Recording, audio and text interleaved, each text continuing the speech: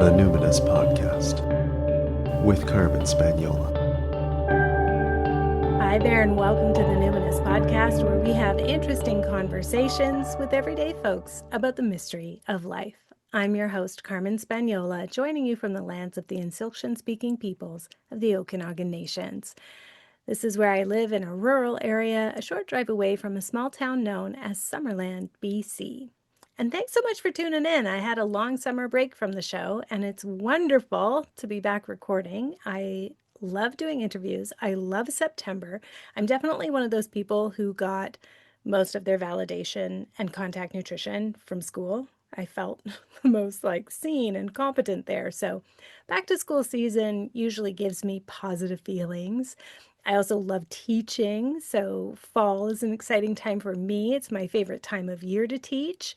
And so I've got things happening October and November. And then, of course, I'll pick up my usual Yuletide program of classes in December. This October, I'm teaching a new training. It's a trance work practitioner mini certificate, and it's open to anyone who leads clients into relaxed states of focused concentration. So that could be meditation, creative visualization, spiritual journeys, or hypnosis. If you've never had formal training in trance work and you want to make sure you're hitting the mark so you can do it in a trauma-sensitive way, or if you have had training in hypnosis, let's say, but it's been a while and you didn't really learn about the nervous system or attachment or consent or power dynamics, and you want to make sure that you're covering those bases, then this could be a great training for you. And I'm going to share more about it at the end of the show. Now, the term trance work, let's talk about it. It seems to have been coined by Dr. Michael Yapko. I did try to see if there was any mention of it before then. I don't really see anything. Maybe I'm not researching and looking that up properly. But Michael Yapko, he wrote a book by that title, Trance Work, in 1984. And he's written a number of other books too, but that's the seminal textbook in the trade in hypnotherapy. It's now in its 5th edition. It's the most well-known and most used by hypnotherapy schools. So I don't know if that term trance work was used before 1984, but certainly over the past 40 years, that term has become quite sticky, in certain fields anyway. Folks who know about hypnosis or creative visualization or neuro-linguistic programming or guided meditation for personal development or, medical or dental hypnosis, they would know that book and they would know that term, or they should anyway, I should say. They should know that term. I should hope they know that term. So we use the term, I use the term, because it's well established in my profession. And so it signals to others, both within and both outside the profession as well. When you say trance work, you might not know exactly what it means, but you understand it's a modality involving trance, right? So it signals what kind of work I do professionally. But my guest today brings an important perspective to the conversation, one that, I'm sure we've thought about it casually, but she's doing deep inquiry into about it, or offering us an invitation to inquire and question what happens when we call healing work work. Why do we call it work and not practice? What do we lose when we assign it the language of productivity and capitalism? Today on the podcast, we are talking about embodied anatomy with Abigail Rose Clarke, author of Returning Home to Our Bodies, Reimagining the Relationship Between Our Bodies and the World. Abigail is a somatic educator, a writer, an artist, and the creator of the Somatic Tarot and the Body Oracle deck. Abigail holds a degree from Smith College in health behavior and advanced training certificates in Embodied yoga. So I want to highlight before we even begin that if you're inspired by what Abigail's sharing in this interview, naturally you'll want to buy her book, of course. But also you'll probably want to know that she's teaching a workshop called Living Earth, Embodied Anatomy of the Pelvis. And that's going to take place on September 25th, 2025, 9 to 10 a.m. Pacific, 12 to 1 p.m. Eastern. It comes with a recording that's shared with everyone who registers, and that recording is also available for purchase after the event, and the cost is just $10. So you really can't lose. And I think after this episode, you will be eager for more. Abigail, I'm so excited to have you here. I've been Yeah, I'm wanting excited this to to be happen for here. a long time. So, Yeah. please share with our listeners, what identities do you lead with? All right. I'm a white woman, cis woman, currently able-bodied. I went to a summer camp back in the 90s where it had two camps. There was the Camp Echo and Camp How.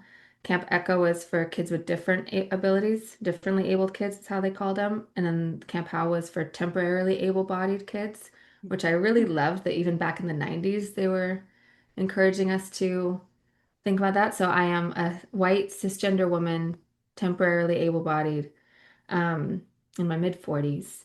I grew up in Western Massachusetts, but have traveled extensively and bilingual, and it definitely influences how in Spanish, and that definitely influences how I view and see language in the world. Um, Ethnically Jewish, and an only child of a single mom that grew up on a subsistence farm. Um, those are just a few, but that's definitely how the the some of the prisms of my identities form how I view the world and am seen by the world. I appreciate that you brought in language. You have started a conversation on social. I follow you on Instagram, and it was about body as land versus site of production.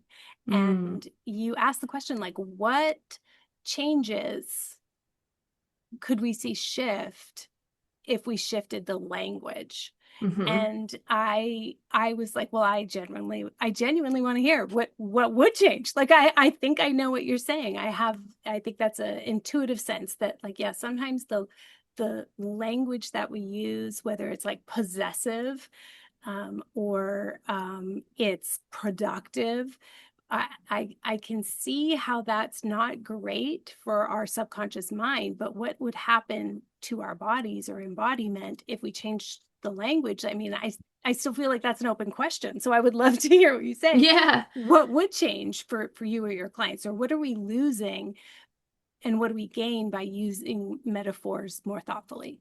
Yeah. I mean, it is an open question, right? There is no definitive answer.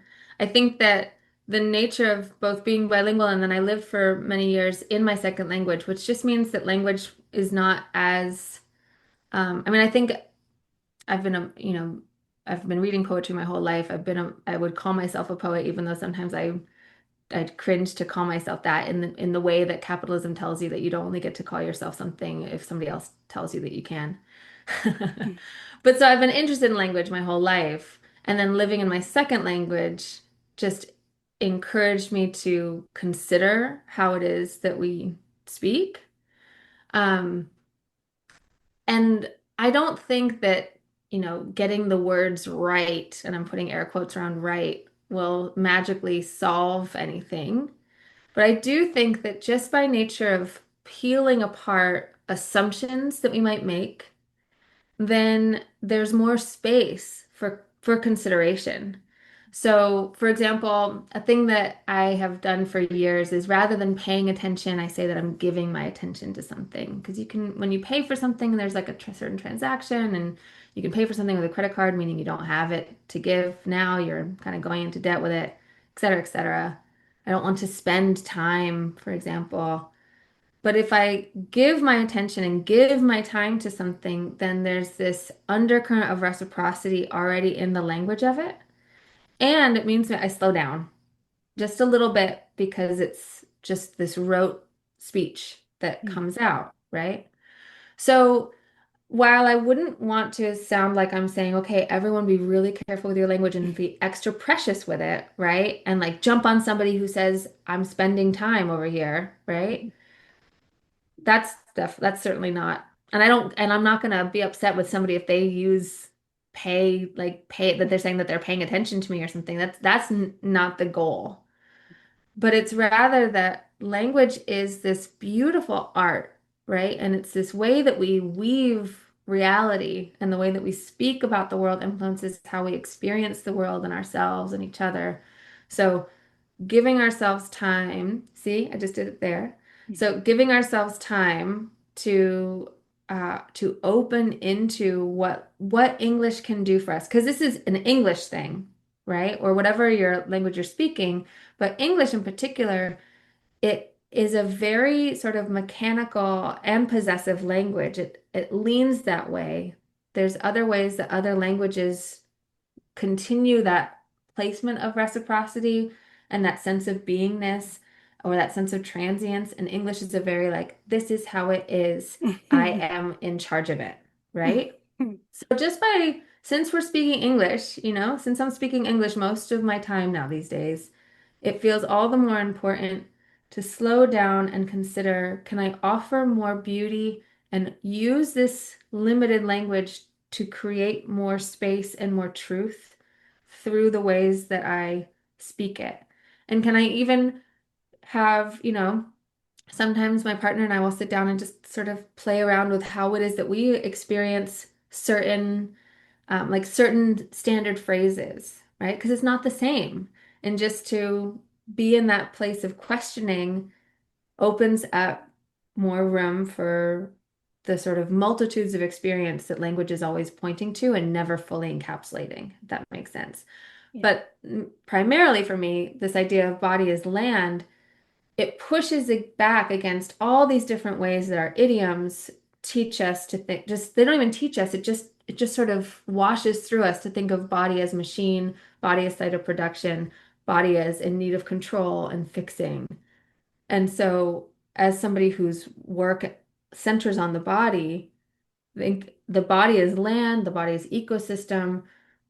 Just any way that I can infuse my language with that idea returns me, and therefore returns the people who engage with my writing, to a sense of body as place and body as living earth. So not just on the earth, but actually made of earth, right? We're living, talking, sensing, moving, thinking, feeling earth, which just there I feel, can be a dose of necessary awe that can be a balm in just, our inundated, overwhelmed realities. So that's why I think it matters. And then at the same time, it doesn't matter, because what we're trying to do is get to an experience, and the language opens doors to experience, but it never totally gets it, right? So it's not about getting the words total perfectly right and having them exact, etc. It's about making space for the experience. Mhm. There could be a whole book, and perhaps you will consider writing this, a whole book on the on how language expresses identity and class and Mm, place and positionality. Because I'm thinking of, I'm so glad you said, like, we're not going to jump on anyone who says I'm paying attention, or I'm, or I'm that kind of yeah. thing. That it's totally not about that. And I've been in spaces as well. Fairly high demand groups will often do this, right? Where it's like you need to speak with a certain kind of language and code, and sometimes it becomes so precious where it's like, we must bring awe and reverence to every moment. And so now we're speaking as though we are somewhere in the upper strata of society in the medieval times, saying, woods that we could feel the grief of this moment. I am grief soaked. And I'm, like and it just becomes like, where are we? When are we? Why are you talking Yeah, like that? It's just so othering. And so it's totally. really more just about like what I heard you saying, and I've for folks who've been listening to the podcast a long time, that one of my most embarrassing moments was an earlier episode with poet laureate Janet Rogers, who's a Mohawk woman, who was like correcting me on my language in the podcast about land as body. And it's like not our land, and it's not our First Nations here in Canada, and like it's not possessive like that. Mm, But but there is I think, an important exercise here in just recognizing how insidious it is that we mechanize the body, and we, as you say, it's a site of production. So it's breath work, it's trance work, and of course we're still trying to signal to people like, hey, I'm offering this modality that you've probably heard of spoken as this way.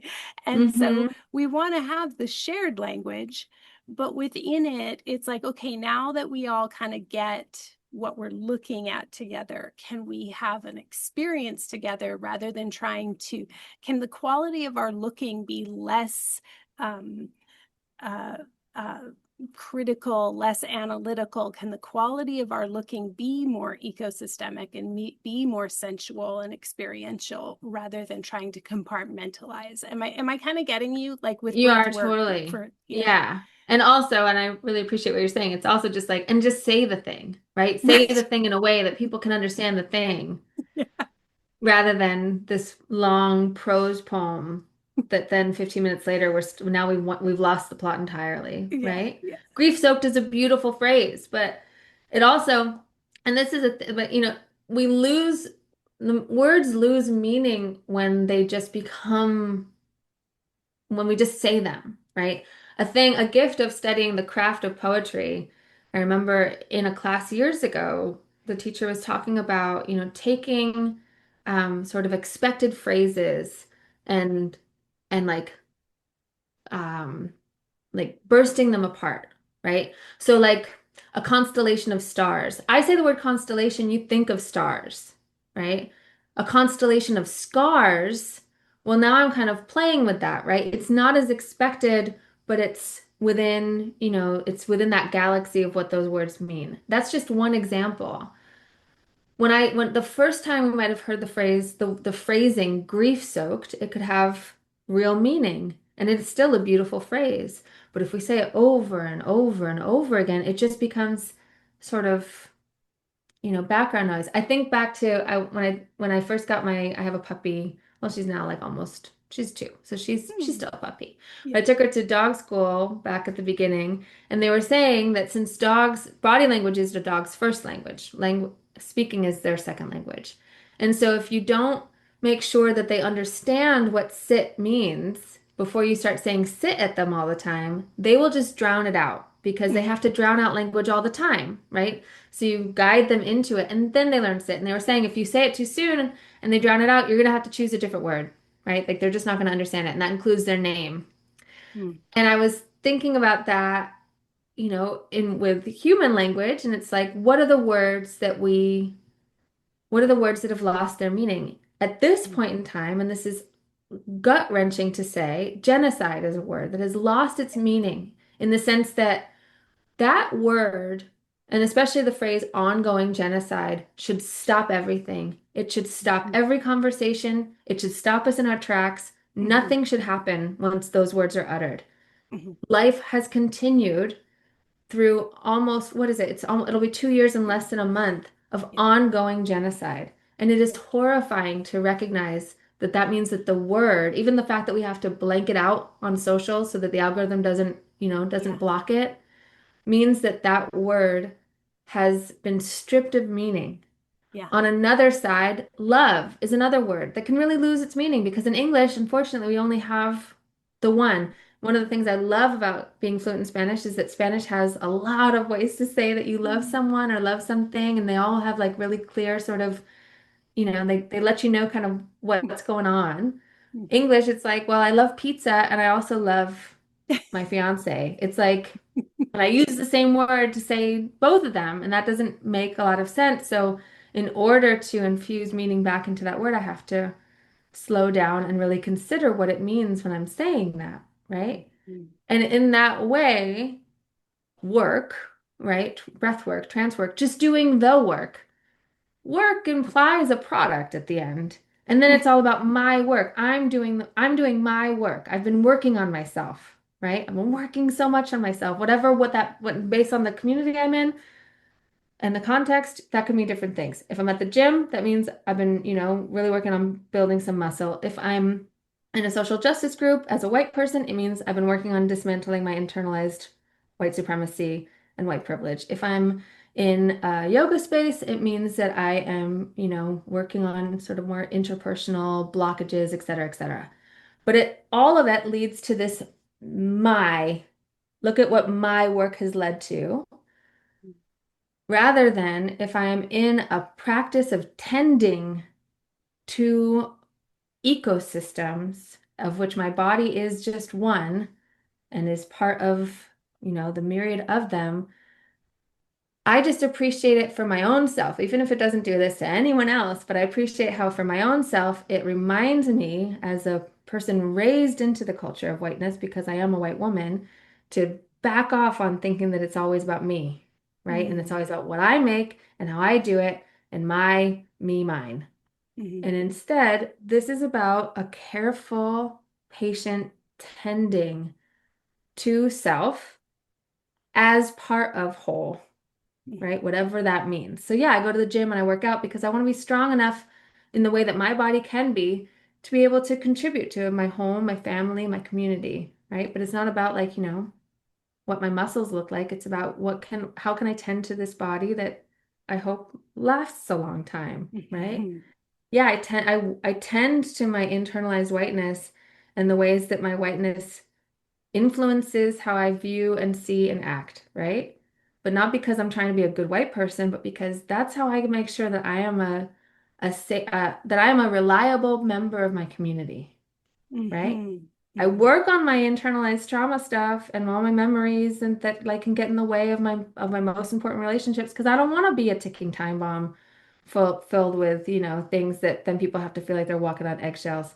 Instead, I want to, tend to this sort of matrix of understanding that I have with my most intimate people, where we're understanding like, okay, I know this is a sensitive thing for you, and that's okay. I'm not going to hold you to it. Like it's always sensitive for you, and you have to, carefully tend you with kid gloves because I know that you're actually strong. And I'm not just going to come kick you in your sore spot and expect you not to say ouch, right? That kind of stuff, just the language sets the stage for a slower, more spacious approach. And as much as English can, because English is a very possessive language, everything belongs to someone else, to something or to someone, right? Everything is yours or mine or whatever. It just helps to sort of shed that a bit, right? I And it's really, fun. It can be fun, honestly. yeah, fun and poetic, lyrical, creative. Yeah, Yeah. beautiful. Like you're creating beauty with your language. That's fun. As Yeah. long as you're not doing it just to create the beauty and just to, wax Ex poetic. yeah, yeah. But I really appreciate that you mentioned the product because there is something about work that implies there's going to be some capital, right? Like an exchange of capital. I will do this work and I will be Mhm. rewarded richly with more easeful experiences, or, Exactly. there will be some kind of, yeah, I'm doing my work as a white person and I am going to be rewarded. I will have social capital. I will have whatever Hmm. that is. Whereas when I was studying Scottish Gaelic, which my ancestral language, my great grandma spoke, it's not I love you or I'm feeling love. It's like I place love upon you, Hmm. or love is I placed love upon me. The that. blessing is placed upon me. I place a blessing upon you. That's why a lot of the translations of blessings are, may Bridget's mantle be upon you. Like it's like the blessing is upon you. You're enveloped in it. Mm. And so, but trying to say that in English, it's like, that doesn't, okay, now I'm sounding a little poncy about things, but I get it's the spirit of it. And there are times when placing a blessing upon someone and placing your love upon someone absolutely is the right way to articulate it, because that is what I'm doing. I'm enveloping you in that way, whereas Hmm. I'm like not enveloping the pizza in that way, like there's, but also in the work that it's like there are times when I am tending and there are times when it really fucking feels like work, but it's not work that I'm going to get remunerated or rewarded for. It's the work of like, I'm in this process is enriching me in some kind of way, but the Hmm. richness is not a social, it's not a status thing. The richness is that, that there's honor in doing this work, and that's like so valuable to me. So I think, Yeah. yeah, again, we don't want to get like so precious about it, but your question on social about like what changes when we shift the language, it's so attitudinal. There's the spirit of what you're doing changes. And Hmm. I just really appreciate that. And I also appreciate you bringing up awe. Awe has been something that is like the coda piece that I teach when I'm teaching about contact nutrition, about Mm. like, hey, even more important than knowing your attachment style, which I don't even know how important that is, but even more important that is like, how do you show up as a secure person? You Mm. do it with kind eyes, vocal prosody, safe touch, shared rhythm, ingestion behaviors, eating and drinking. And then there is this other thing about sharing awe, and that enfolds us into something bigger. It's enfoldment into relationship when you, either you as a person are just experiencing your own awe, like, wow, my breath, what the fuck, I can feel my heart, like that. Hmm. That kind of thing is just like wondrous. You do feel enfolded into something, and these like very pro-social feelings, but also doing it with another person, which can be something so Mm. beautiful about a breath practice in a group or with an instructor like yourself, that kind of thing. And yet we often see folks who, it's almost like, yeah, they need the big payoff, they need the dramatic Hmm. fireworks, they need awe to like really hit them, like really be exhilarating. And that's kind of, I don't know how we actually unhook from that when capitalism has gotten us so addicted to the big fireworks experience, right? It is really Yeah. difficult. Yeah. Yeah. How do you describe awe, and Mm. what does awe bring to the practice? How do you find it? Those are such good questions. One person in my, I have an ongoing somatic group called Anchor Community, and one person in that group recently was sweet. She was like, "Are we saying awe or awe? Like AWE or AAAHH, right?" And I think that like that's a place where language gets in approaching it playfully, more meaning is offered, right? Because AAHH ah, right? I sort of sink back. It's a sense of home and comfort, a soft bed after a long day, really like your favorite comfy pants, right? And there's a softness there that opens us to experience, and I'm really just like, satisfied, soft. In Spanish, the word is plena or pleno, like just really softly satisfied, right? And then awe, AWE, is this expansion, right? When we're in moments of awe, there's an expansion to it. Time, we sort of step out of the linearity of time. We become simultaneously small and big. We're sort of woven into the cosmos as a whole, and it's transcendent, right? It's not exactly an experience that I can have in my day to day, and yet if I practice finding it, then it's something that I can there the path is then able to be found in the dark woods, right? One of my favorite practices that I've done in Anchor Community a few times is I called it somatic snacking, which then started to feel a little bit too cutesy, but basically asked people to bring something that they liked eating. And then we engaged with it through all the senses, right? Just the smell, the touch, the taste, all of it. Um, One person was so sweet. She's like, I found God in a grape, right? Because when you really slow down and you really engage with what is there, then it is awe-inducing, right? Like Thich Nhat Hanh would say that the real poet can see the sunlight in a piece of paper. It's like if you eat the grape and you really engage with it, you can like the rain, the sun, all of the various hands that have brought it to you, or the soil where you live, if it's a homegrown grape, whatever it is present in that like completely encompassing experience, right? Mm.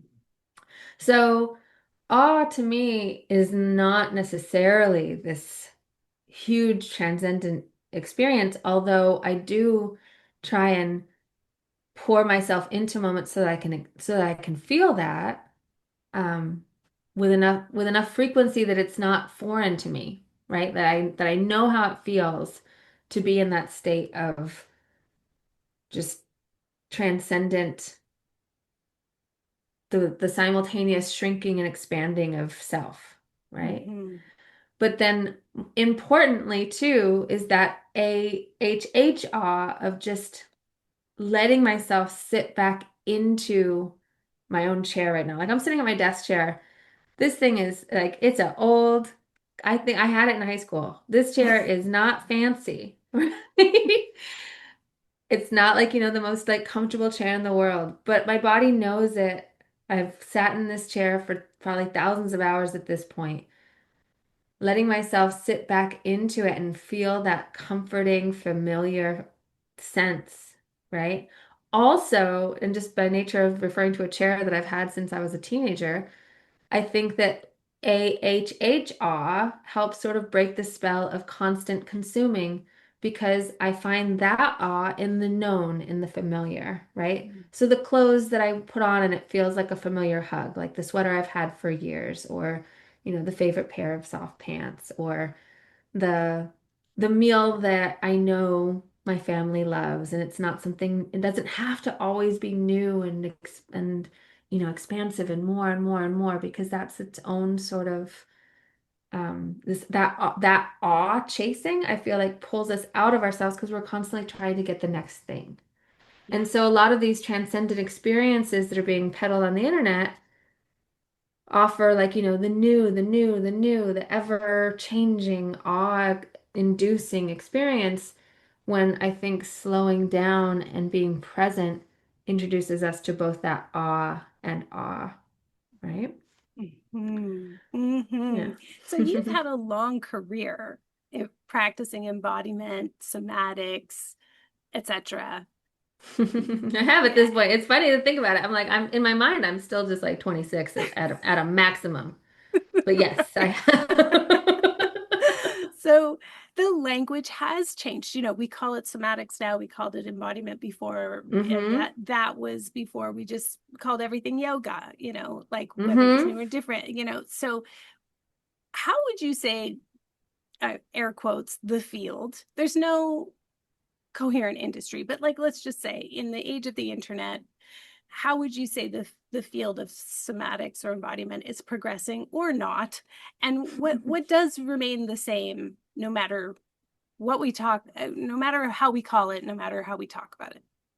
That is such a good question. I immediately want you to have a podcast interview with my primary somatics teacher, Patty Townsend, who has been teaching embodiment, somatics, etc. since the 80s, was one of the first yoga teachers in the West. Like, I'll connect you to, because I selfishly want that conversation. Okay. You know, it has been really interesting to be teaching somatics since before. When I first started teaching it, I used to have to tell people what somatics was. People had no idea, right? And now I find that I have to tell people what I mean by it, because it's something that it has just become one of those words that has lost its meaning in with some people. And then there's other people who are just like, Samoa, like, what are you talking about, right? Um, for me, I always approach somatics as speaking to the whole, whereas anatomy looks at the parts, somatics is looking at the whole body, and not only the whole individual body, but the whole of the space that the body is part of. Um, and I have seen, like, by nature of being pretty active in the social media world and writing a book and, doing lots of podcast interviews, I've come across a lot of really amazing people who I wouldn't have otherwise met, who are approaching somatics in really similar ways. And that is always so exciting to me. And then there's also just the other side of it, which is seeing how in late stage capitalism, everyone's trying to stay relevant and everyone's trying to sell something. And so there's this, that tendency towards production and sort of the siren song of this simple procedure that you can follow that will then like magically cure everything is definitely there. And I feel like, as right now, somatics as a word is kind of like the darling word. and everyone's using it to sell something and to sound like to have this kind of pseudoscientific bent to it, right? Mhm. And according to that part of the somatics world, everyone and everything is just the nervous system. And I'm just like, thank God that's not true. You know, like, oh my God, that would be so awkward. But so like this, that sort of like idea that we can regulate ourselves into a state of ease when really we're living within sick systems. We're living in an inflamed world. I forget who wrote that book, Inflamed. Do Oh you know the work yeah, I'm yeah, yeah. Rupee. Yeah, Oh, Maria? Is that the yes, last name? yes, yes. Yes. That's right. So that book, which admittedly I've only listened to podcasts about it from them. I haven't read the whole book yet. But what I love about their premise is just like you can't be well in a sick world. It doesn't make sense to think that you could just isolate yourself out. And so that, especially in this post-COVID era, like COVID as a cultural phenomenon pushed a lot of people into that side of somatics that says, I can control myself to Mm. the point that whatever happens to you is not important to me. It doesn't bother me. It doesn't matter. If you get sick or if you need those vaccines or if you whatever, doesn't matter because I'm over here with my fancy water, my fancy supplements, my fancy this, my fancy My that, right? hyperbaric oxygen tank. I'll be Yeah. fine. It's Like like, I'm what? good because I have Mhm. rigorously isolated myself as an individual, which is antithetical to what I hope for, right? Mhm. Even though it's scary to say that because we live in a world that is in certain significant ways is collapsing on itself due to the result of all of these generations of abuse, right? Mhm. Mhm. So I feel like there's these kinds of like two places that we get to go within the wellness and somatic world. And one is that sort of hyper focus on the individual that is, I'm going to learn this breath work to unleash my creativity and have, like the endless youth and vitality, et cetera, which is all great. Those are all great things. But are we doing it because I want to sort of continue to form this idea of me? Or on this other side of body is land and land is self, where rather than trying to continually form my own sense of self in a way that rigorously contains me away from others, I am trying to live fully into what is here, which means awe and acceptance has to come before taking action, Mhm. right? And this is something that Patty has been telling me since I was a baby in her yoga classes. I started studying with her when I was in my young 20s. So, in tantric philosophy, there's this idea of santosha and viveka. Santosha meaning acceptance with what is without implying non-action, and then viveka is intelligent action. Lots of people define these words in different ways because they're not English words, but that's how she's always defined them to me. And so the acceptance has to come first. The embodiment has to come first. I have to really be here in this messy soup of who I am so that I can then take an intelligent action that moves me in the direction of in the careful tending, tending, tendere, the Latin word of it means to stretch towards. I want to stretch towards the version of myself that belongs to the future I long for, right? Where we have communities of care, right? Overlapping generations of communities of care, where I'm not isolated out and working towards hyper rugged individualism, but instead am doing the often difficult work of being in community with people. What kind of a version of myself do I need to be able to do that well? Well, that's going to take a lot of, careful tending that looks a lot like breath work, yoga practice, movement practice of whatever kind, whatever it is. But I'm doing it to be able to better engage with self and other rather than just here's my little tiny self that is going to somehow now begin to amass what I want, Mhm. right? Mhm. Mhm. Yeah. This is we could wax philosophical forever. I love hearing you expand upon the things I've heard you say on social, read in your book. Can we actually do a little bit of anatomy stuff? Because I Yeah. find that, yeah, I had to take so many courses. You mentioned the nervous system and like, I had to take so many courses on polyvagal theory, so many different trainings. And it was probably like the seventh one where I was like, oh, I can finally remember all this jargon and all this Mm. anatomy, right? I'm a person, it takes me a long time to remember. And I've taken so many courses of like Bonnie Bainbridge Cohen, who I think you've studied with as well. Oh yeah. So Phenomenal. fabulous, phenomenal.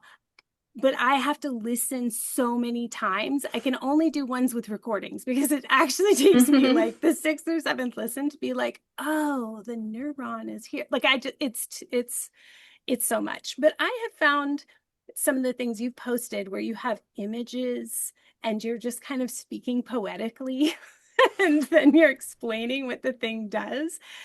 I actually remember it better. So I I love would, that. yeah, so That's good. great. I first learned about the mesentery from Oh you. So yeah. I would love for you to share a few things. I want to hear you riff on them. So can we talk about the mesentery? Can you tell us what it is and what's so magical about it? Yes. All right. Mesentery. One of my favorites. I literally turn into like the heart eye emoji when I think about the mesentery, which is funny because it's like right up against the intestines. So that's not I don't think that's a typical feeling. But the mesentery was only determined to be an organ back in 2016. So a lot of us wouldn't have found it in our anatomy studies prior to then.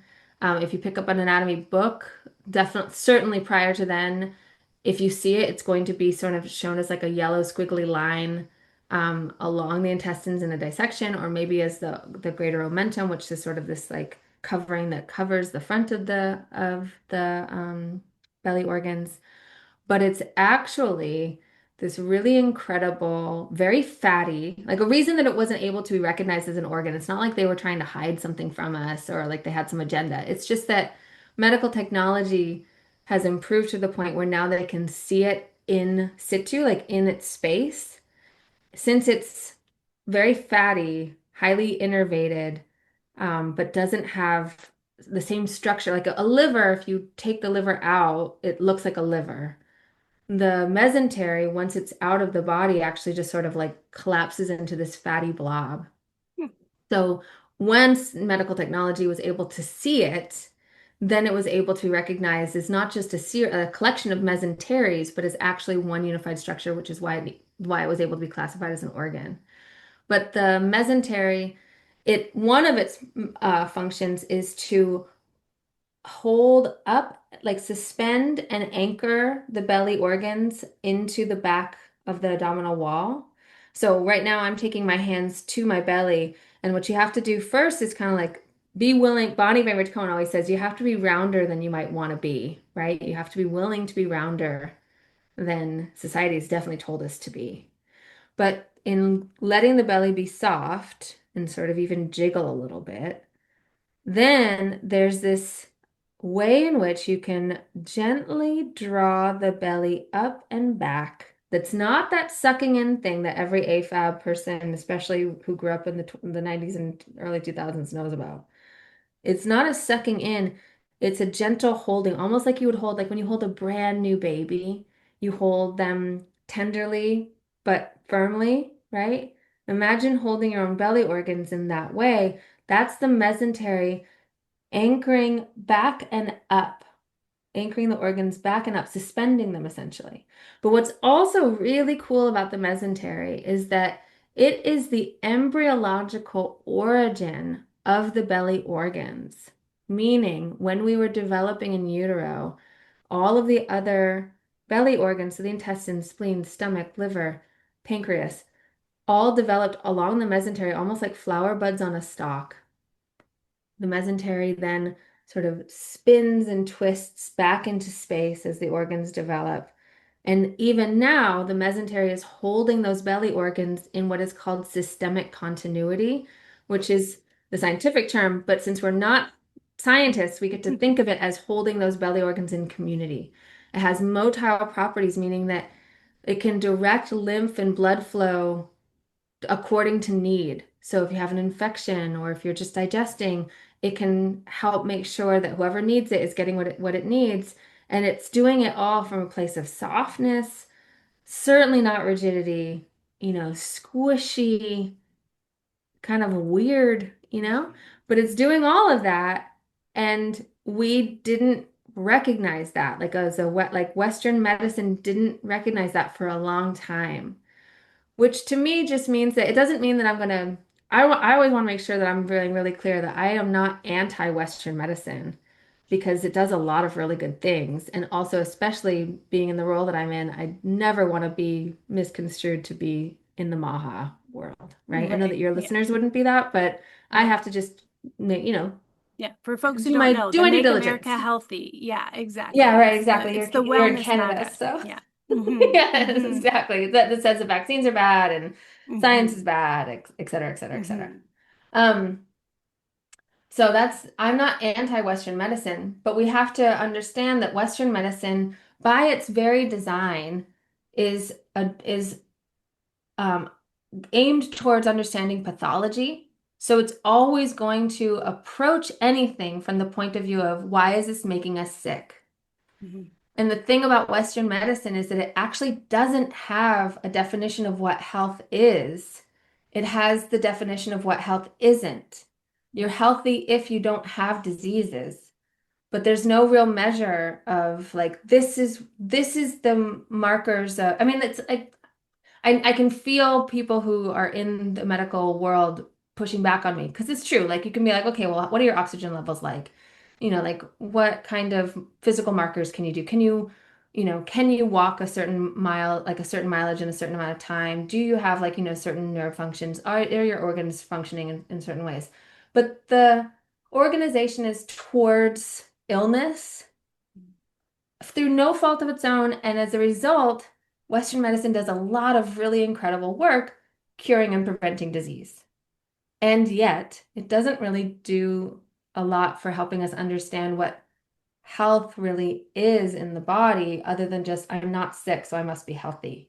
Mm-hmm. So, you know, I kind of lost my track. So why don't you That's ask your no, question? no, I did. Well, so okay, my follow-up on the mesentery is how could we thank and praise the mesentery? Oh, that's so good. Yeah. Well, I think that we can help thank and praise the mesentery in one by, especially for those of us cultured into femininity, by resisting the urge to be small at any cost, Right. right? Stop And to sucking in our bellies. and wearing Yeah. really tight clothing like that can Yeah. seem almost like, inconsequential. But I'll tell you what, like after years of being in deep relationship with my mesentery, if I wear pants that are too tight, I get a headache almost instantly. So headaches are where my body goes. So it's not like, there's no here nor there about it. But I have just learned that it's really important to take that into consideration when I'm thinking about, Yeah. do these pants really fit me, right? Yes. Especially as I'm in my mid 40s and my body changes. It's like one thing to like, to build and honor a relationship with any part of the body is to be in the body as it is, not as you wish it were. And that's really hard. I mean, I'm not perfect Yeah. at that. Like, Yeah. catch me on a different day, Totally. and that is a Yeah. really hard thing for me to get, right? But to be in relationship with the mesentery is to let ourselves be soft and squishy and to hold our attention to that part of the body without trying to change it, right? To let it be where it is, to let it be soft, to let it, to feel into those organs that are in such deep relationship with the mesentery and to move in ways that invite fluidity from that central place of the body. But we can Mm-hmm. also do it because the vagus nerve does run through the mesentery, and that means that the parasympathetic nervous system is deeply involved in the mesentery. Parasympathetic nervous system, the rest and digest part of the nervous system, well, it really loves, warm, soft lighting and going slow and, sweet times with our most intimate loved ones. It's not really a fan of, you know, high speed. We're not able to get into the parasympathetic nervous system in the same way if we're constantly rushing, viewing like, intense things on through our screens, drinking tons of coffee as we move from point A to point B. sucking in our bellies all the time, that doesn't get us into that place of where the mesentery gets to actually, you know, be. So Mhm. that's how I would say, you can just like have a date with your mesentery. And I have. But it's like, which would be, like put some soft music on, some nice light, like some nice candles, give yourself a massage with warm oil, and then get into bed, early. Like Mhm. let it like a luscious bedtime routine is a relationship with the mesentery in the sense that the parasympathetic nervous system is getting to, you know, be the one that's more present, right? And that's not the same as regulating the nervous system, which is another phrase that I bristle against because it's said so often within the wellness world where I'm somehow trying to regulate myself. Instead, it's recognizing, okay, rest and digest. I know that this is the part of the nervous system that helps me do that. How can I help that part of the nervous system come forward rather than kind of, just expect it Mhm. to Yeah. play catch up? Absolutely. Listeners can't tell, but you and I have both had our hands on our bellies and we're kind of like moving. And I pushed my underwear band to be below my belly button kind of thing. Hmm. Like, yeah, getting soft in here. We like it. And I appreciate what you're saying about the use of the word regulation. I find that one word is the most challenging in terms of trying not to be too precious with language, but Hmm. also trying to draw attention. Like I don't want to also keep perpetuating this idea that it's about control. Hmm. I try to seed like every once in a while in the Numinous Network and in our group somatics that it's like think of regulation as regular. What is regular Mm. for you? We're trying to get to regular. And I'm just trying to do Hmm. anything I can to like try to move that language, like kind of, I don't know, like erase it on the whiteboard, make it a little bit fuzzy so people can't quite tell where it comes from because yeah, it's so close to a rigid, like a Regulation. carceral approach to the Yeah. body of Oh, like I'm trapped definitely. here and I need to make it work. Yeah. Another thing I've seen you explain on social, which I I think it'll work just as well without the visuals because of course radio is theater of the mind. I'm sure you'll do a great job of this, but I would love to hear about the lungs and Oh, what's yeah. magical about them. Oh, sure. Sure. And before I go there, I'll also just say that I think I can work this into that answer as well. The word tone to me does what regulation is trying to do. Because if my nervous system has good tone to it, then if I need to quickly respond, I can, but I'm not locked into that, right? And tone, like just by nature of what the word is, it's related to both like color and saturation, like what tone does that color have, and also to sound, like the tone of a stringed instrument. Um, so tone, it's, has this, there's just more space there, I like it. We right? could say would you use it as like in your well-toned nervous system or Yeah, like what like is the tone? I mean, I Like might how would say you like so if we're moving towards toning our nervous system and a well-toned nervous system, or like, even if I wanted to play with it even more, I could say like in tune or, in sort of a harmonic resonance nervous system, then it's really not about one specific response. But as any musician knows, you do have to continually tune your instrument. You can't just, set it once and then forget it. Also, Mhm. artists are evaluating the tone, right? Mhm. So there's still room to explore, like, is this still doing what I'm hoping it's doing? But it's no longer like, are you up to regulation? Are you to code? Right? So it's just Are you that's what I think. code? So Yeah, I love it. Okay, I love it. and then the This like, are you lungs. to code is gonna I know crack me it's up forever. Okay, that's great. Yeah, the lungs. okay, so here's what I would suggest people do. If you can take your thumbs into your armpits and then bring your it's silly looking, We're and then doing it. bring your fingers to your collarbones. Right where your fingers hook over your collarbones, that's actually the top of your lungs. That's where the very tippy top of your lungs are, right? And even like there's a lung point in acupuncture where if you've ever gotten acupuncture, your acupuncturist has had to be really careful. They might not have told you that, but they've had to be really careful where they place the needle because the lung is really close to the surface there. It's Yeah. pretty phenomenal. And I don't think most of us realize that. No. So, thumb in the armpit, fingers on top is the top of the lungs. Then, if you keep your thumb in your armpit and you sweep the fingers down, that's the bottom of your lungs. So, my Okay, finger's so now it's got pointing. my whole boob and I'm down to my ribs here. Yeah. Yeah, exactly. And then if I take my other hand and so now my right thumb is in my left armpit and hook around, that's about how far back my lungs go. Wow. So just having that kind of spatial awareness that the lungs are really big, They're way bigger than huge. we think. Like I feel like most Gracious. people think of the lungs as maybe being like just these tiny little hand-sized guys on either side of the chest, right? But they're really big, which means that it takes a long time to breathe in, right? And it takes a long time to breathe out. So that's one piece that I think can get that necessary awe, like, Yeah. infused into us because it means that the breath is not just perfunctory and taking a long, slow, deep breath is not artificially lengthening the breath. It's actually just giving the lungs time to completely fill and then completely empty. But then what's also really cool about the lungs is that the lung tissue is actually quite dense because so we have what's called the bronchial tree, which I love that it's called a tree. The trachea is the trunk of the tree down through the throat, and then it branches out into the right and the left side.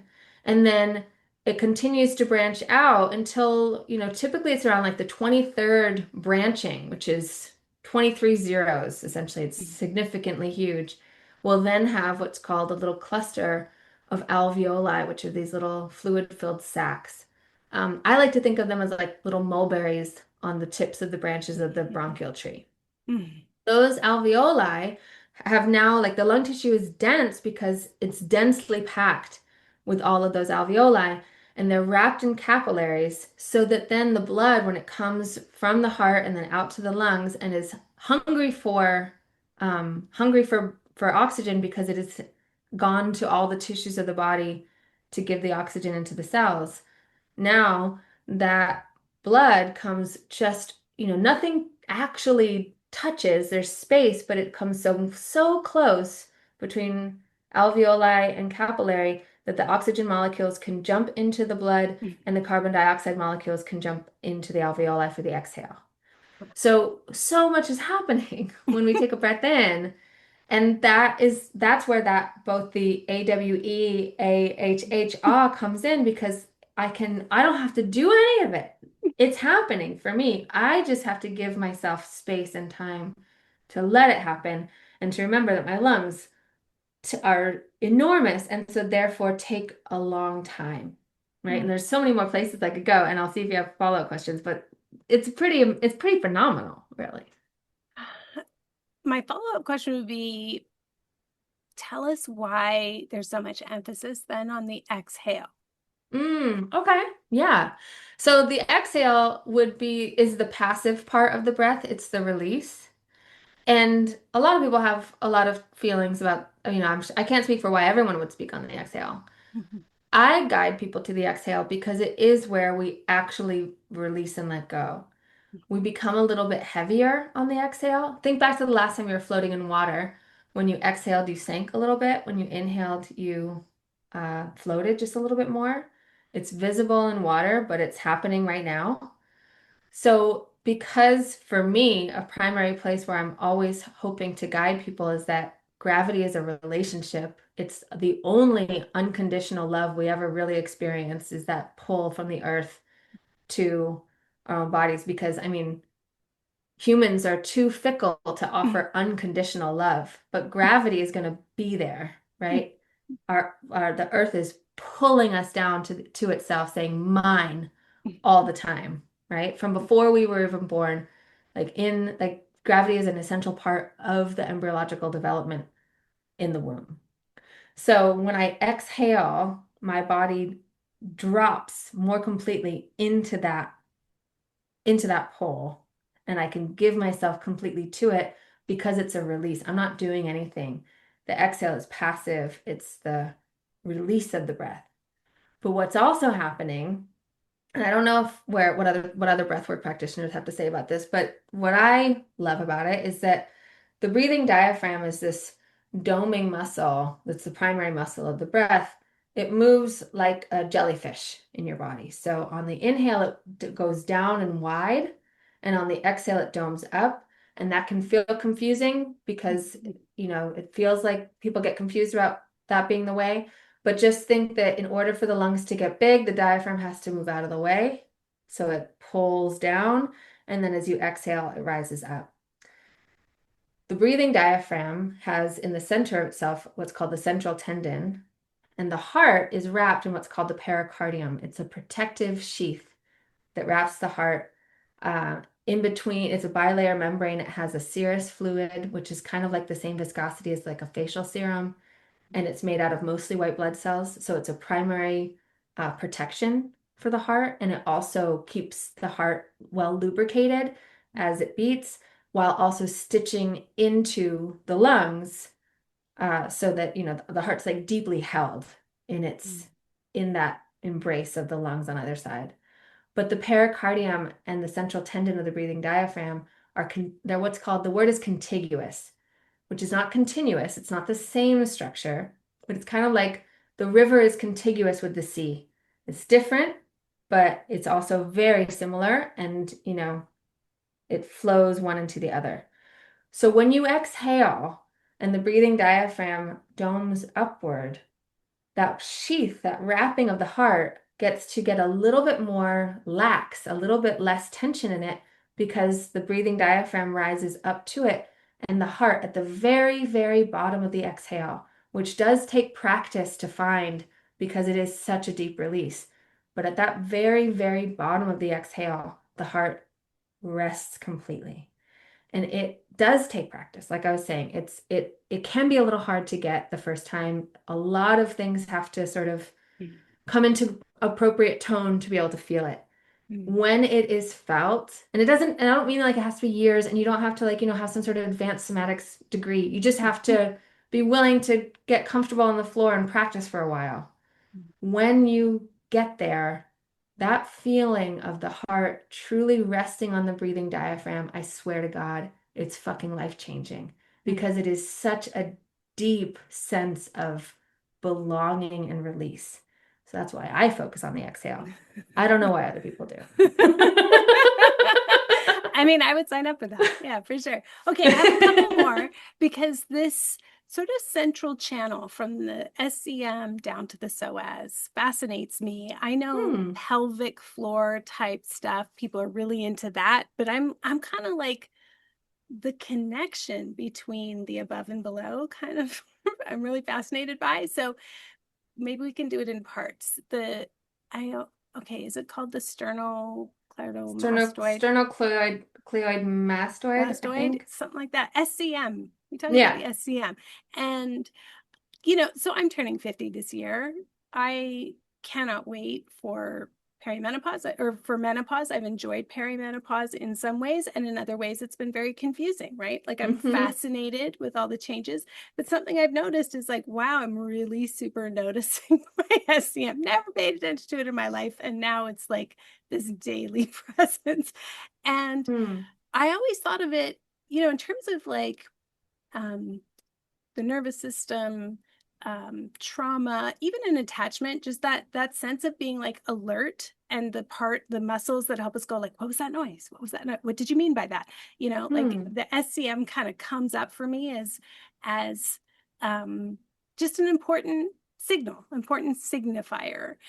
I'm curious what you would have to say about the SCM and what's magical about that. Because maybe it's because I haven't really started perimenopause yet. I don't have a lot of places that I've really gone with this. But I do think that, the SCM is a muscle that holds essentially what we call it the cranium, but it's the top of the spine, right? Because yes, it's different in the architecture of the skeleton, but the really the crown of the head, the soft spot on a baby, is like one terminal end of the spinal wave, and then the coccyx tail is the other terminal end. That breathing, that pelvic floor diaphragm is undulating with the breath. You know, there's movement with the breath all the way up into the skull and the diaphragms that hold the brain. So I'm wondering if part of it is just the tension that comes from bracing ourselves against the world for so long Hmm. and having AFAB identities, just kind of always feeling like we have to shrink and hold and brace, right?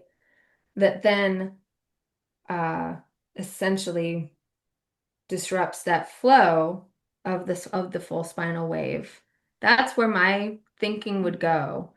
Um, but an interesting thing about the SCM, so the SCM is along the sides. If you feel for like the meaty parts of the sides of your neck and you trace down, then you're more or less there. But in the front, there's a bone called the hyoid. Do you know about that bone? No. The hyoid bone is a really interesting one because it's free floating. It doesn't actually connect into the rest of the skeleton. It's the anchor for the tongue. So if you hold right around like where on a AMAB's body would be the voice box and you stick your tongue out like a lizard, like fast in and out, you'll feel a little like feel for where there's a little movement there. Uh-huh. That's the hyoid. The hyoid then is the esophagus then comes down from the hyoid. So the whole of the digestive body or the digestive organ body is sort of there's an important suspension point right there, right? We were just talking about the mesentery. We didn't even really like crack the surface on what there is there. But it makes me wonder most of us don't have appropriate support of the hyoid because we live in a chair culture where we're sitting in chairs, we're on our computer, we're on our phones, we're driving. There's just a lot of collapse through there. And then we come in and we're like, oh, stand up straight, and we artificially kind of like suck in our belly and brace ourselves up. And in lifting the hyoid back and up, almost like you're guiding it to the base of the occiput, which is close to where the SCM starts, there's a lot of space then that comes through the whole organ body.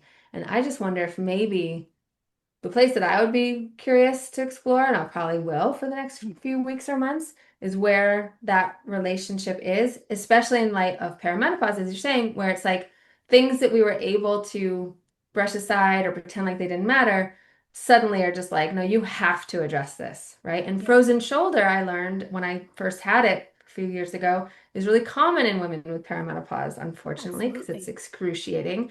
And I was Mhm. just wonder too, like, where that is all related, especially with the fact that the lungs are right there, right? Like the Mhm. top of the lung is really close to the FCM. So I Mhm. don't have answers for you. Um, and I don't think we But this, need answers, but there can be, guided explorations that are rooted enough in our actual anatomy and physiology that we know that we're not just like wilding off into some pretend world. mhm. But that's where Yeah. I would sort of peel apart. But what have you found? Tell me what you found there. Well, I really appreciate that that it is just an attunement and an exploration because, well, we know that perimenopause is a constant state of brain inflammation. And so it creates this sort of fight or flight throughout the system. And I do think we could look poetically, metaphorically at like, what are the things you have sensed but not been looking at squarely? Like you're kind of Mm. like activating the SCM, but not actually turning your full self to go, oh, this is a problem in my life. And so That's things that have been interesting. like a bit of a pain in the neck, the metaphoric that you Yeah. are not addressing, suddenly it's like it's so painful that you have to do something about it. So I Yeah. do think that there's a lot of anatomy that's going to be like connecting to themselves, but also my understanding is that the SCM is pretty long, and there are parts where the psoas in the low back are actually going to come up, and I don't know if they're contiguous. I don't know how it works, but I do understand that there's like quite a connection between like the jaw, the mandible, the pelvic bowl, and the psoas. And, in the network, we do a lot of therapeutic tremoring, or not even necessarily as intense as some of the modalities out there that, like TRE, of which I am a practitioner, provider certified in TRE, but we do it in a pretty different way, very attachment based, very slow, very optional, that kind of thing. But one thing that people will often find is that when we are focusing on kind of creating a little more spaciousness in that low back and hips, pelvic floor kind of area, that there's a bunch of release, not only in the jaw, but then along the SCM. And sometimes what happens is that then it's like, oh, it's a bit lower. My pain is actually lower than I thought, but everything was Mm, so tight up here.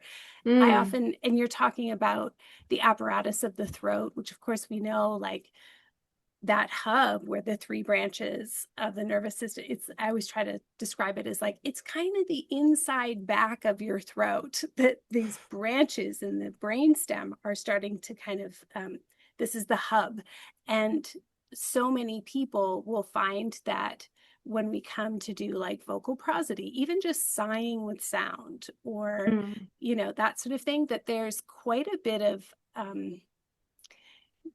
it could be freeze, or it could just be a sort of a sense of almost like dissociation. It's hard for them to sense mm, anything happening in there, because everything has been so, um, the range of motion, the range of expression, the range of experience has been so narrow. And again, that can sometimes show up really physiologically, but also it's just,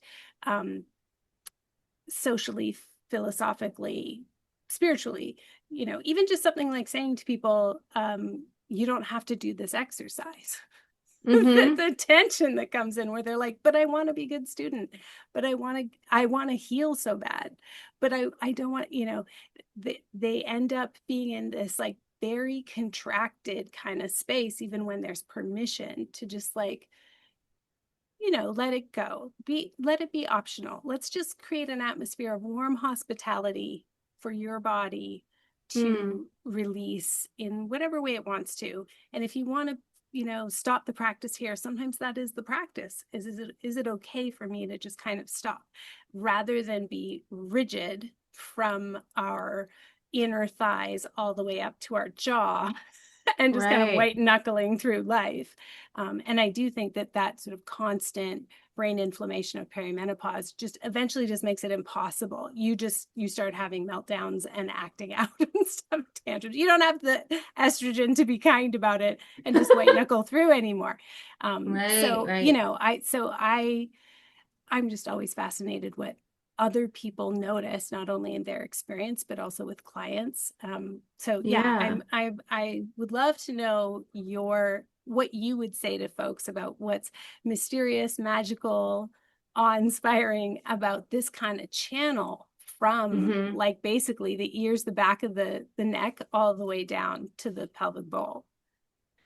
I mean, something that is coming forward as I'm hearing you talk about it is the way that we get pushed away from our own sensuality so completely. And even as I prepare for this class, I'm going to teach on the pelvis. It's been really interesting because whereas everywhere else that you look at the body, like look at anatomy images, unless you're truly dealing with female reproductive organs, you're basically looking at the male body as a default, except for when you Google the pelvis, because there's just this assumption that pelvic health is women's health, right? Which is not true, obviously. And yet, we do know that there is, a relationship between vocal tone and vaginal tone. We do know that there's these diaphragmatic relationships between the pelvic floor and the breath.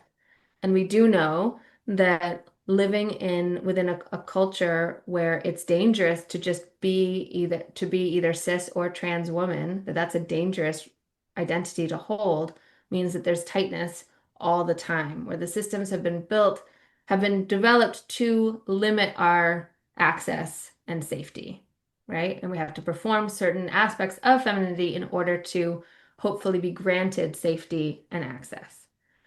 So it just, you know, sensuality starts and not and which is different than sexuality, right? To be in our sensual bodies does not mean that we're engaged in some sort of eroticism, but there is a way where most of us get pushed away from our sensuality because because there's danger there, right? We're not going at the least we're not going to be taken as seriously, and at worst we're asking for it, Mhm. right? So, to be pushed out of our own sensuality and to be sort of, bracing as well as holding all of the emotional and mental labor that women hold an unfair amount of leads to tightness in these places that have a relationship. And even within our own sexuality, there's often this, like, that the femme has to perform for the mask. And I say that as someone, within, like, it's very apparent in cis het relationships. It's also apparent in many queer relationships too, that there is this idea that sensuality is performed for the other rather than for self. And like you're saying, in perimenopause, you don't have the estrogen to be gentle about this anymore, and it sort of like comes to a head, but it's coming to a head in a way that it's not like, I mean, I feel like I don't know, I've never been in perimenopause before. Like I'm only just getting started. I feel like we're in a really cool cultural sea change where at least we're even talking about it, right? Like Mhm. in my mom's generation, it was stuff that you just didn't really talk about. It was just like Mhm. have your heat flashes Mhm. in private and deal, right? Yeah. Whereas at least Yeah. now we're having conversations, and yet there still is like a long way to go because we don't have, you know, there isn't this sort of fluency of recognition that women's bodies are not male bodies with a vulva and a uterus, that even like, and then even to have additional conversations about what it means to have different women's bodies in the conversation, right? That like a Mhm. trans woman is going to experience because trans women are women and yet don't have the same hormonal will have different hormonal relationships than women who are born with the Mhm. organs that create the hormones, right? So Mhm. we're having to have multiple conversations, and I don't think we have the skills for it yet, honestly. I think Yeah. a lot of us are trying, and I am for sure, and I get it wrong, and I'm clumsy all the time.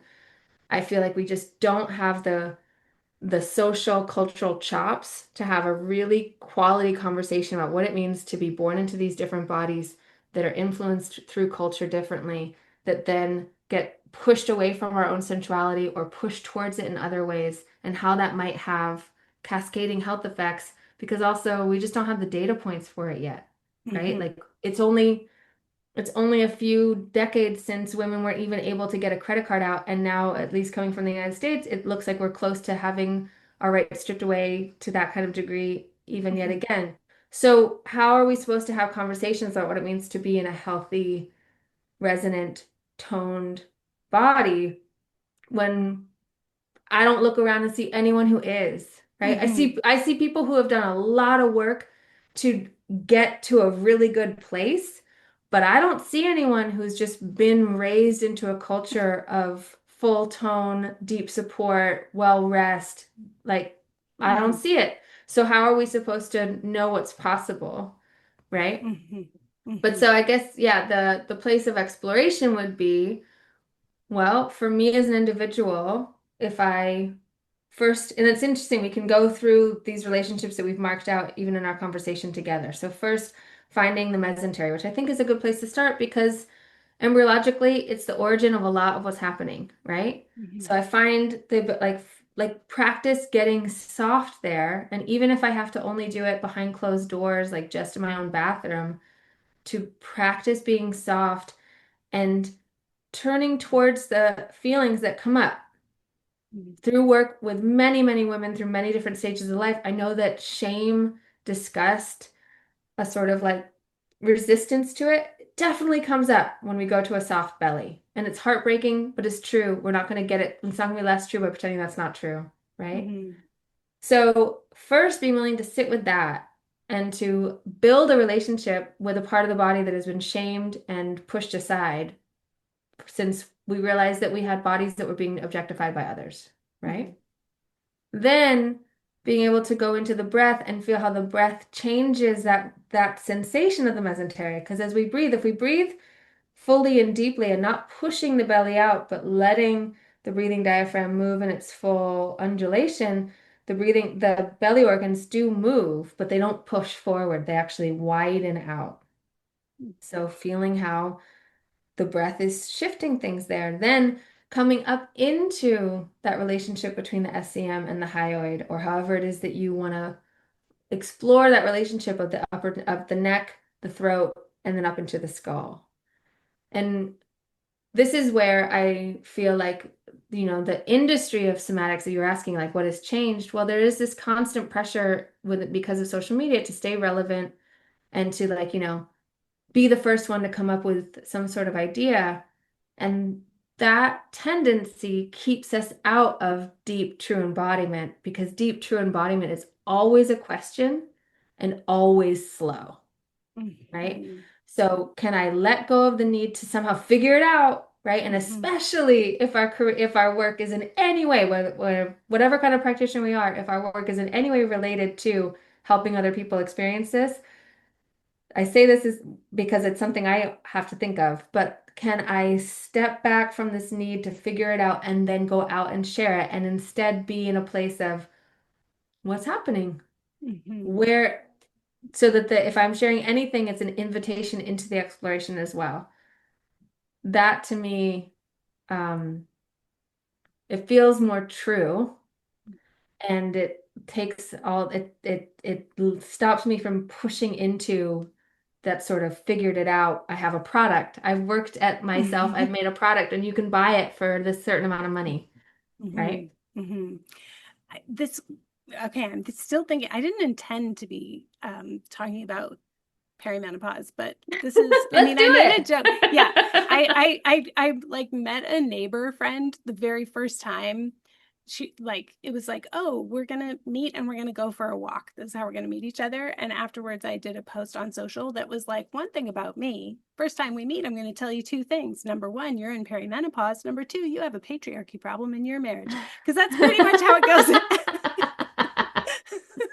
Every time. But it's just reminding me of like when you say, instead of trying to figure it out, can we just go, what's happening? I feel like hmm it's the same with perimenopause, where I know I totally get how people are like, I want to get my Dutch test. I want to check my hormones. I want to, do all these things. How do I know if I'm in perimenopause? And actually, everyone's perimenopause is so different that what you actually need is to sit with someone who understands it really well for an hour, and hmm just have that practitioner, that naturopath, that doctor talk to you and go, what's happening?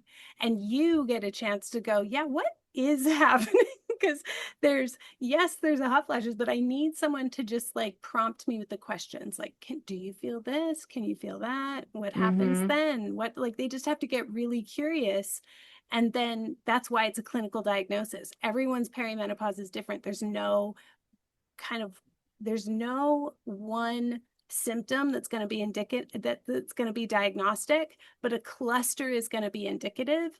And I feel like it's the same with nervous system stuff. It's the same with attachment stuff. It's the same with all that stuff. People are like, what is this? Is this my trauma? Is this my mm attachment? Is this my neurodivergence? Am I dissociated? I can't feel. And it's like, what you actually need is someone to like sit with you and like breathe with you and notice how it is, and and ask you those questions and just get really curious, because Yeah. like, yeah, maybe it would be helpful to investigate your psoas, or maybe it would be helpful to look at your frozen shoulder, but it could also be helpful just to breathe with someone for a long time and practice hmm that and feel safe enough to like be with your softness of your belly, and then just ask yourself like, what do you Yeah. think, what do you think's happening, and be with someone else and be like, yeah, does this kind of feel right? Like, I feel like there's so much there about again, this is why like doing it on your own. I'm not saying there's no benefit to practicing on your own, but actually practicing in a group and being with others and being with an instructor who's going to give you time to hmm respond to the question, how is that for you? I just find that's like one of the most helpful things in terms of integrating. We can have an experience of integration and coherence and resonance without actually having a mental diagnosis of understanding. Mm, Oh, here's the yeah. origin of my problem, or here's what's going on with my symptoms, or here, I don't know. Is Yeah, that making are we sense? tending or are we fixing? Yes, Right. exactly. Yeah, exactly. Yeah. Abigail, how did you get so good at anatomy? It's my special interest. Everyone's got a special, like, I was young enough that we didn't have language for it that way, but this would definitely be mine. Um, yeah, I've always loved the body and science. I thought I was going to be a scientist, and then just, like that was my like dream career as I was a kid. But then it just, I honestly am. I have, if dyscalculia had been a diagnosis back when I was a kid, I would have been diagnosed with it. It's so that was a really difficult thing to get through all those core science classes. Um, but I loved it, and then I met Patty Townsend, who I mentioned before. um, she just so ha I'm really for Western Massachusetts, which is where I grew up. So that's Bonnie Bainbridge Cohen used to live here. Nancy Stark Smith, the creator of contact improvisation, also lived around here. And then Patty Townsend, who developed a style of yoga called Embodied yoga, where it takes like body BMC and yoga and like uses BMC to sort of really give depth to what get lost in translation in bringing yoga to the West. Um, EMC for folks who don't Body mind body centering. mind centering. Yeah. Okay. Yeah. Um, so when I met Patty, I think I was 23, and I'd been doing yoga. I had an eating disorder my whole like teens, 20s. I was doing yoga. I was in like, I wouldn't have been diagnosable anymore, but I was still definitely, I had disordered relationships with my body and was using yoga as a cover for, all the cleanses and all the everything, right? So I guess that could have used a content warning. I apologize. But then when I met Patty, and she was just embodying this true acceptance of body and not trying to create anything, but just to be deeply embodied, and, is a phenomenal student of anatomy. That's really where it started.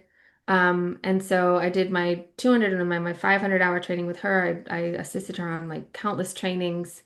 Um, and then went back to school thinking I was going to I wanted to go back to school for physical therapy, but decided not to at the last moment. But because of that, had to do all the physics and the chemistry and all the stuff of pre-med, but then also anatomy and physiology classes. And I remember really clearly a test that we had where for anatomy and physiology, you just walked into the room. There was bones all over the room, and your job was to name them all appropriately. Like all of them had like little tiny little dots and stickers and stuff. And so it was like, oh, this is this part, and this is this very like specific part of the bone. And I aced it because I was so happy. I was like, I could stay in here for hours. This is great. Like, let me be here, right? So, yeah, there's just something really soothing to me to looking at. I mean, I guess that's the nature of a special interest, right? It's like some people like trains, some people like, birds. I love both those things, but my real special interest is anatomy. So that's why it's just been a positive obsession for me. I'm delighted to be the beneficiary of such a positive Well, nothing's so obsession. good as finding people who want to listen to you talk about your special interests. Are you kidding me? I have a dream job.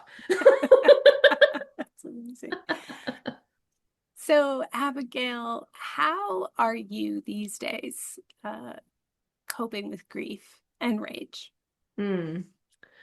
I mean, I think a lot of what I'm talking about, finding that awe and also the release of the AHH awe, has been essential, you know.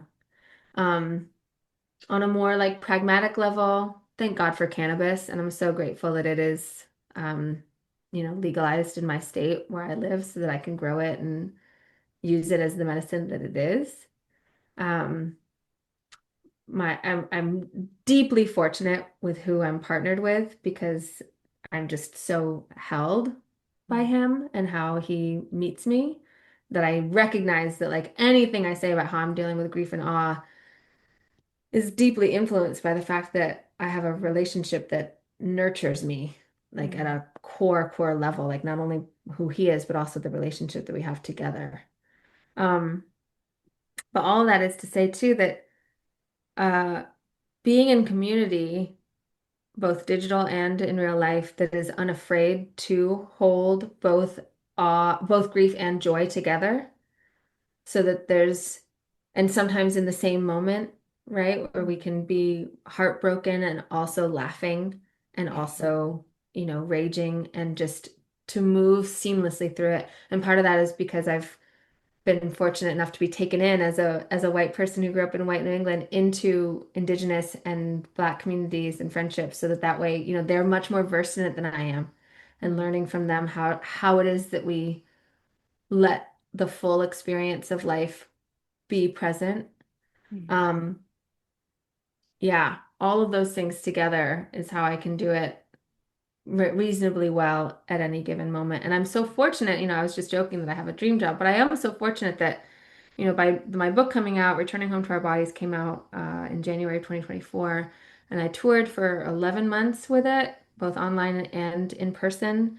And so I've talked with hundreds, if not, I don't know, multiple hundreds of people about what I'm talking about in that book, which is essentially like how it is that we do return home to our bodies. And being in conversations like that with people curious, engaged, inquisitive, tender-hearted, fundamentally kind people who recognize that there's no such thing as a good person, but we're all capable of goodness, um, has been a true balm Yeah. for these times. So that's Mm. it. And then I also have a very silly puppy. I mentioned her before. She's so silly. We call it the Dahlia Show. It's just like she literally is a comedian, and I don't know how she does it, but she's very funny. Oh, Dahlia, like the Like the flower. flower, like the That's flower. so grows so well in Mexico. Okay, we love It's this. actually it's the national flower of Mexico. Even though it's a Spanish plant, Yeah. it's the national flower. So yeah, when I found her, Oh, I was like, and it's the word dahlia in Spanish is dahlia. So that way I wanted a word I wanted a name that would let her be yes. bilingual. Oh, I love it. That's so sweet. Well, thank you so much for Thank you. everything It's been you've such a good shared. job. Yeah, it's been This awesome. Thank you so this has much. been great. Yeah.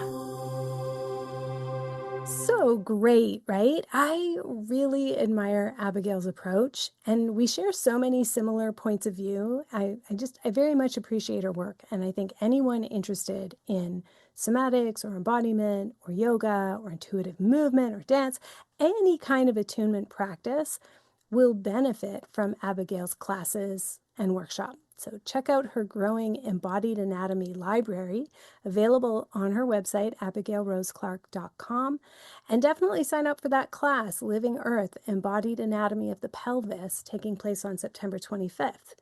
Her book, Returning Home to Our Bodies, Reimagining the Relationship Between Our Bodies and the World, is available everywhere books are sold. We thank Abigail for sharing her wisdom. And thank you so much as well to Ethereal Fire on Goodreads, who reviewed my book, Spells for the Apocalypse. They gave it 5 stars, and they wrote, I need to get a physical book to actually do the work. I did exactly what the book says not to do, which is basically read it beginning to end in one sitting. So it was pretty much an overview and a taste of what the workings would be like. This was a surprisingly moving book. I very much recommend it for the sensitive souls out there interested in taking some witchy self-healing action. Nice review. Really lovely. Thank you for the 5 stars, Ethereal Fire. I really appreciate that. I also want to thank the handful of people who've messaged me on Instagram about a previous podcast in which I shared about a negative Goodreads review from someone who was calling themselves Melinda. Uh, this handful of you, like 4 or 5 of you, you all independently said You think the language used in that review reminded you of this like loser misogynist that I made an example of on Instagram like a month or so ago? And I don't think you all know each other. Maybe you do. I don't know. I don't think you do, but maybe you're like a coven and you all wanted me to feel a bit better. But I actually think you all came to this conclusion independently, and I agree. I didn't think of it. That wasn't the first thing I thought of, but when it did cross my mind, it seemed like all these messages came in. So I feel like that spirit being like, yeah, yeah, it's totally that guy. The writing, even just like the one line of this bad review was so sophomoric that I do really think it's just that guy I dunked on over and over again in my stories. If you're curious about it, go to my Instagram at Carmen Spagnola, CarmenSpagnola, and look at my highlights in Instagram. It's the feminism highlight. And like he's just so predictable and tedious. And I think I really got in his head. The other place you can see that, if you're not on Instagram, is you can find my zine. Where would you find my zine? You actually have to go on Instagram to find the link to my zine. I don't have it on my website yet. I will eventually do that, but I have a zine. If you go to issuu.com, ISSUU.com, and look up the Numinous Network, you'll see I have these zines, and they are much better viewed on desktop than mobile. And if you go into the Harvest Home zine that just came out in September, I reprinted the Instagram stories and I added a kind of imaginary Neil Diamond concert going extravaganza soundtrack to it. You have to read it to kind of understand what I'm saying. But anyway, I think I got in his head. So enjoy that one, my friends. Okay, last thing. As I said at the top, I am offering a Transwork Practitioner mini certificate. I'm still going to call it Transwork because that's the name of the book, because that is the shared jargon that we are using, but it is a practitioner mini certificate. And when I say mini certificate, what I mean is that it's continuing education. So it's all completely voluntary. In other words, if you want supervision, you can come to the optional supervision. If you want to practice, you can come and practice. But if you don't, like I'm not here to make you feel performance anxiety, okay? I'm here to make sure in like a barefoot doctor kind of way, in a harm reduction kind of way, that you are going to leave this Transwork Practitioner mini training with the same skills, knowledge, and abilities that I have, in the sense that you will have the framework. And that's what I want. I want there to be no gatekeeping. I want you to know how to be safe, consensual, how to keep the client's voice, choice, and agency always top of mind, and how to track both somatic and attachment signals in the relationship with your client when they're in an altered state of concentration, when they are in an altered state of consciousness, pardon me. So it's happening, as I say, in October. It's happening on Saturdays in October and November. They're all recorded. And so if you can't attend live, that's fine. That's not the worst thing in the world at all. You can totally, if you're just like, I'm pretty experienced, or I'm far along in my career, or I don't even know exactly when I'm going to use this, but I do open circles and I do use poems, and sometimes people start bawling and I don't know what to do. It's like, okay, I'm going to help you be able to integrate this information. And if you don't want to show up live to the classes, that's going to be fine. That's up to you. It's ideal for anyone who wants to learn hypnotic techniques, to offer guided relaxation, to offer meditation, sleep support, healing journeys that are trauma-informed, attachment-oriented, and neuro-affirming. So it's for anyone who currently leads trance work, like those examples I just said, with no prior formal training specifically in trance work. You should probably come. You should probably come and just make sure you're hitting all those marks. It's also for anyone who would like to lead groups or individuals into deeper attunement practices, but you don't really want to become like a full-fledged accredited hypnotherapist. It's also good for folks who work in mental health or in like a personal development role. therapist, spiritual guide, etc., and you want to ensure best practices for working with deep relaxation or altered states of consciousness, particularly if your population has certain traumas around that. So people who have experienced sexual trauma very often are hypervigilant going into relaxed states. So you're not going to do the same thing. You're not going to be like, relax, relax. You're not going to be directive. You're not going to even necessarily ask them to close their eyes, right? If they've had a bad experience with substances and bad things happened while they were in an altered state of consciousness, you're not going to use the same technique for a creative visualization or guided meditation for them as you would for a different population, right? So like, these are good things to be alert to if you are working in mental health, personal development, recovery, etc. Or if you were trained in hypnotic techniques, but it was a long time ago, and you would like to empower clients with more agency, consent, choice, trauma sensitivity, and a critical awareness of power dynamics that you maybe didn't get in your hypnosis training, this one's for you. So you'll find the registration page under the trainings tab on my website, carmenspanyola.com. Registration's now open, and I actually don't know what day I'm going to close it, but it'll definitely be like somewhere around October 1st. So September is a good time to sign up. Again, go to my website and click on trainings, Transwork Practitioner Training at carmenspanyola.com, CarmenSpagnola. Until next time, take care.